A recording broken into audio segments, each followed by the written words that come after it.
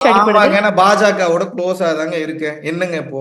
பாஜகவோட குளோஸா இருக்கேன். உங்க கூட மட்டும் குளோஸா இல்ல. டிஎம்கேவோட குளோஸா இருக்கேன். ஏடிஎம்கேவோட குளோஸா இருக்கேன். பாட்டாளி மக்கள் கட்சியில இருக்கக்கூடிய ஒரு சில நபர்களோட குளோஸா இருக்கேன்.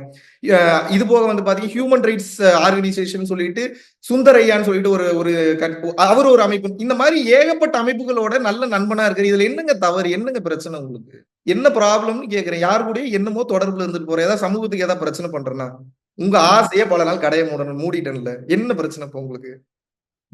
இப்ப அதாவது எந்த ட்ரேஸுமே இல்லாம ஆயிட்டாரு மகாவிஷ்ணு அப்படின்ற மாரி. ஏன்னா நீங்க உங்களுடைய YouTube அந்த பக்கத்த வந்து முடக்கிட்டீங்க. Insta, X தளம் இன்னும் இருக்குது தான். அப்போ முடக்கவில்லை, நீக்கிவிட்டேன். 2த்துக்கும் நீக்கி நெறைய விட்டேன். ஆமா. சாரி நீக்கி விட்டீங்க. சோ அந்த வந்து இந்த திருக்கரங்களால தான் பண்ணேன். சோ உங்கள வந்து யாராச்சும் இனிமே வந்து அப்ரோச் பண்ணும் அப்படின்றப்போ, என்ன வழி இருக்கு என்னைய மகாவிஷ்ணு? எதுக்குங்க வந்து அப்ரோச் பண்றீங்க நீங்க? என்னங்க மறுபடியும் என்னையவே தேடிட்டு இருக்கிறீங்க? நான் தான் எல்லாத்தையும் நானே காணாம போறதுக்கு வழி தேடிட்டு இருக்கிறேன். கண்டுபிடிங்க உங்களுக்குள்ள இருக்கு எல்லாமே. எல்லாத்தையும் சொல்லிட்டேன். அந்த புக் படிங்க. மொத்த ரகசியத்தையும் இங்கிலீஷ், தமிழ் 2லயுமே எழுதியிருக்கேன். படிங்க அத.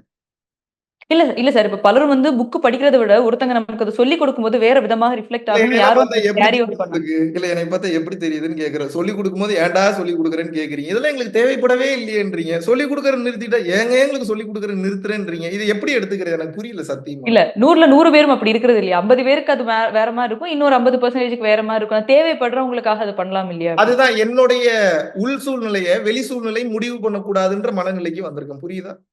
ம். உங்களுக்கு நீங்க என்னமோ பண்ணிட்டு போங்க. நான் இப்ப சுயநலமா தான் இருக்கேன். எஸ் ஐ அம் செல்ஃபிஷ் நவ். சுயநலம் ம். சார்ந்து தான் இந்த முடிவை எடுத்திருக்கிறேன்.